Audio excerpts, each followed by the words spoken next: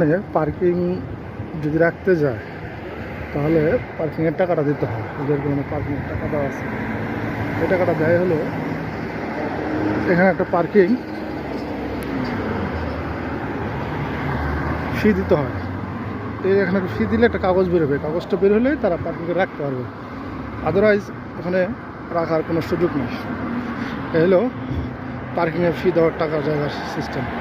এখানে টাকা ঢুকে ঘন্টা প্রতি রাখবে, 1 ঘন্টা করে হিসাব, 1 ঘন্টা পর পর এখানে টাকা দিয়ে রাখতে পারবে। আর যদি সে টাকা না দিছে তো এখানকার যারা দায়িত্বে আছে, লাইনম্যান যারা আমরা বলি বাংলাদেশে, তো তারা এসে গাড়ি নিয়ে যাবো গা।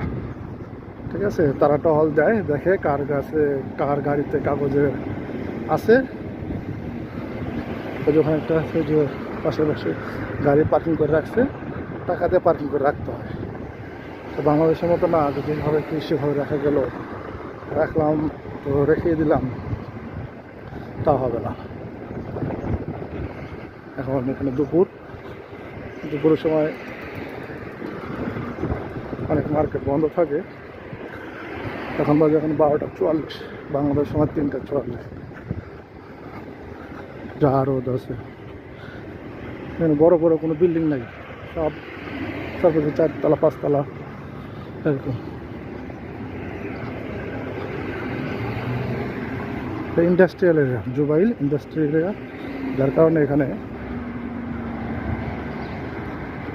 মানুষের বসবাসের যোগ্য, কিন্তু আদার্স এখানে নাই, গেঞ্জাম নাই, কোনো ভেজাল নাই, এলোপাতারি নাই, সব সিস্টেমে চলে।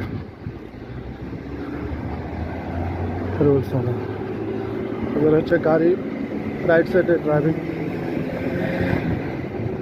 আর টাইম বাই টাইম গাড়ি আস্তে আস্তে যাইতে আছে,